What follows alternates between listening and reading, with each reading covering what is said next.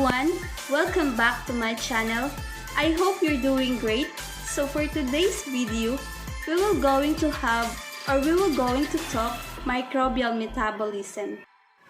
So now let us define metabolism. The term used to describe all of the chemical reaction inside the cell is metabolism. The metabolic processes or the metabolic pathway are all the processes inside the cell that are necessary for life. Before we go through to our discussion or to our lesson, let us first understand the biological catalyst or enzyme that needed for this reaction to occur, the endergonic or the exergonic reaction. The term anabolism is involved to the building block of simple molecules into more complex ones, such as the synthesis of protein from amino acid. And this anabolism or catabolic reaction or pathway requires energy.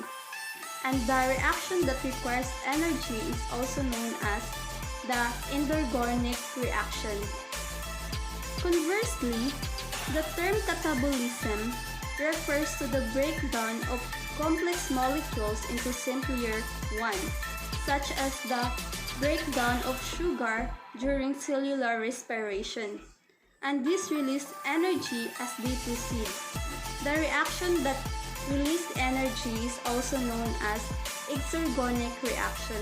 An enzyme is a catalyst that speeds up biochemical reaction by lowering the activation energy.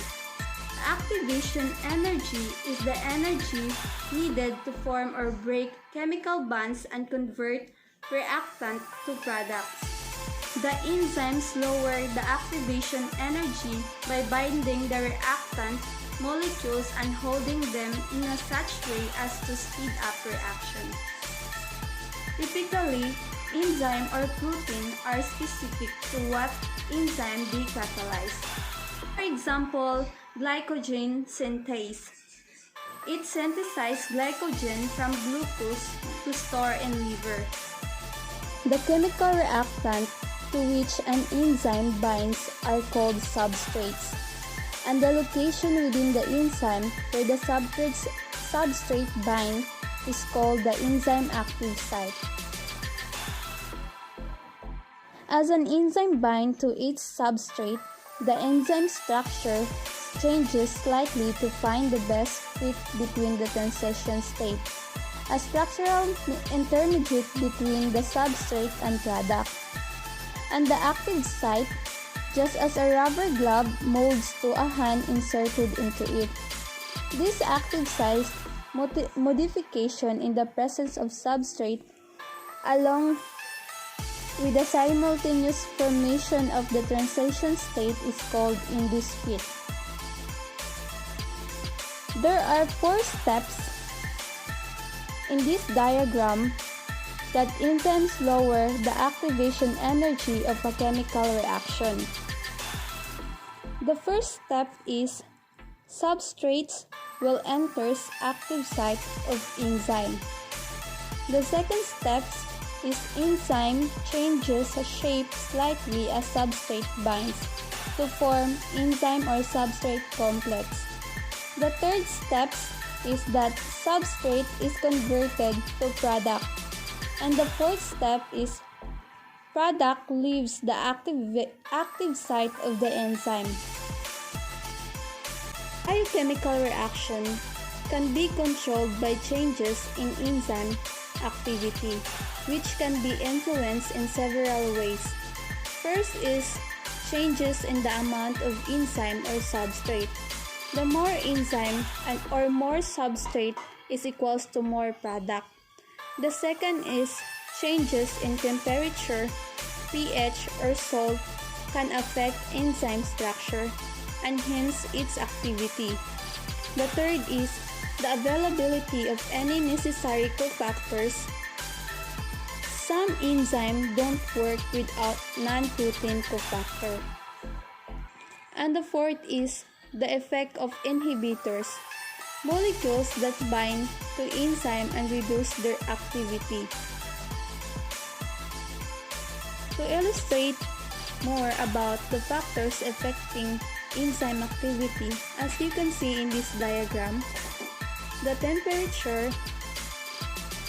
as the temperature rises, reaction occur more rapidly.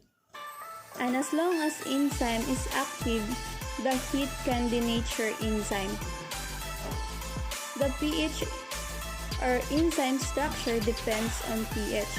If pH affects charge of R group's protein structure and substrates, reaction occur more rapidly as substrate rises, and there will be saturation occurs when substrate is high enough. Enzyme denaturation. Enzymes are polypeptides that retain their ability to function only when folded properly. Changes in temperature, pH, or salt can disrupt amino acid or R group interaction, causing the protein to unfold and become denatured. The unit of energy that used by the cell is ATP.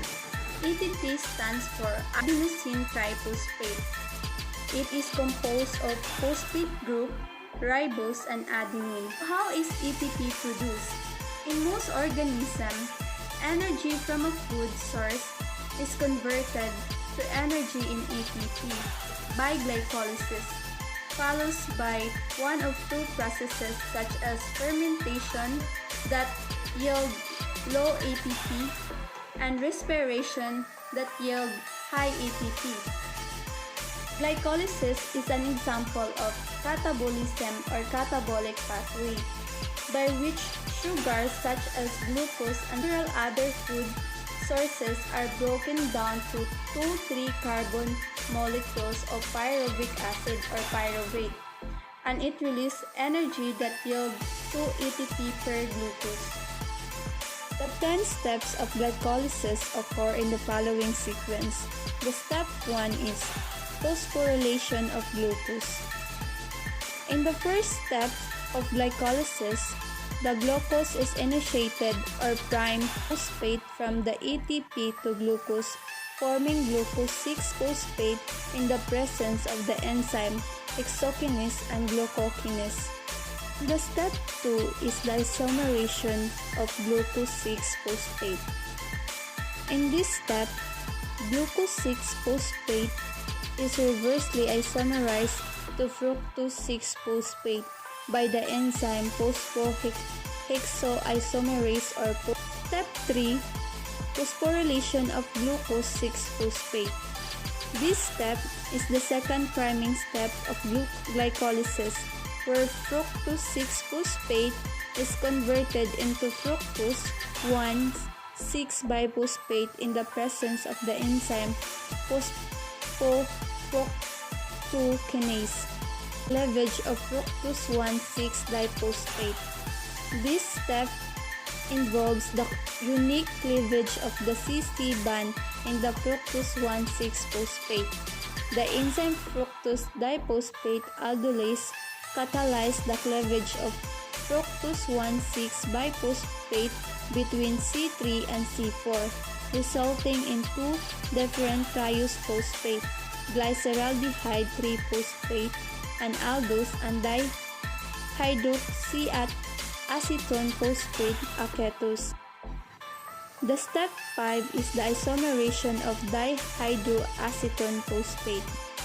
Glyceraldehyde 3-phosphate can be readily degraded in the subsequent steps of glycolysis, but dihydroacetone phosphate cannot be. Thus, it is isomerized into glyceraldehyde 3-phosphate instead.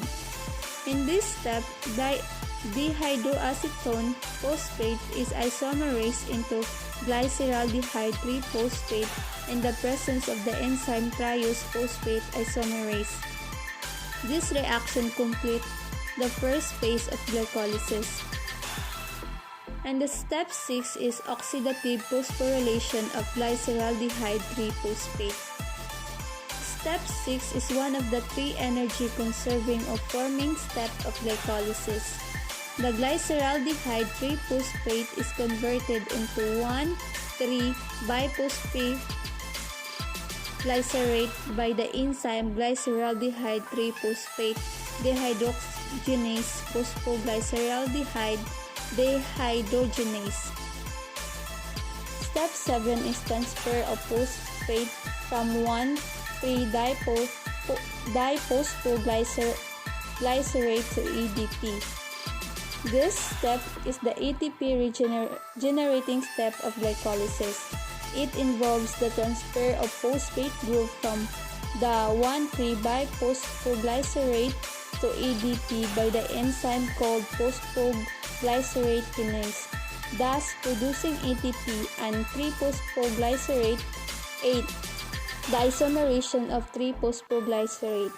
The 3-phosphoglycerate is converted into 2-phosphoglycerate due to the shift of phosphoryl group from C3 to C2 by the enzyme phosphoglycerate mutase. Step 9. Dehydration of 2-phosphoglycerate. In this step, the phosphoglycerate is dehydrated by the action enolase phosphopyruvate hydratase to phosphoenol pyruvate. This is also an irreversible reaction where 2 molecules of water are lost. And the last step is the transfer of phosphate from phosphoenol pyruvate. This is the second energy generating step of glycolysis. Phosphoenol pyruvate is converted into an enol form of pyruvate by the enzyme called pyruvate kinase. ATP production begins and ends with glycolysis in organisms that ferment. Fermentation is all about recycling NAD+ so that glycolysis can continue. NADH is oxidized to NAD+ by reducing pyruvate to lactic acid, for example. After glycolysis, energy in pyruvate and NADH is used to produce much more ATP by respiration. Krebs cycles break down pyruvate to 3-carbon dioxide, energy captured as electron by NADH and PADH2. Electron transport chain is also part of the respiration. Electron from NADH and PADH2 used to produce H+ gradient. Chemiosmosis, H+ gradient used to make ATP. Cycle is a cyclical metabolic pathway catalyzed by enzyme in the matrix of mitochondria. It requires 2C-acetyl group connected to coenzyme E or acetyl coenzyme. 3C-pyruvate plus CoA, 2C-acetyl coenzyme plus carbon dioxide is Krebs cycle. Osmosis and electron transport chain occurs in mitochondria of eukaryotes and at the plasma membrane of prokaryote. Oxygen is usually the final electron acceptor, but other molecules can play this role in anaerobic respiration. The autotrophic processes. All organisms depend on autotrophs. Autotrophs can produce organic molecules from carbon dioxide, an inorganic carbon source. All heterotrophs require an organic source of carbon. Organic molecules directly or indirectly come from autotrophs. The source of energy from autotrophic processes can be light and chemical. Light is photoautotrophs that carry out photosynthesis, and chemoautotrophs that use various molecules as source of high-energy electron. The light reaction of photosynthesis, electron from H2O energized by sunlight. This fuels the synthesis of ATP through electron transport and chemiosmosis, ultimately reduce NADP to NADH. ATP and NADH provide energy to fuel production of sugar in the dark reaction. The dark reaction involves an anabolic pathway known as the carbon-Bunsen cycle. Endogenic reactions are fueled by ATP and NADH from the light reaction, resulting sugar that can be used as a source of energy or to build other organic molecules.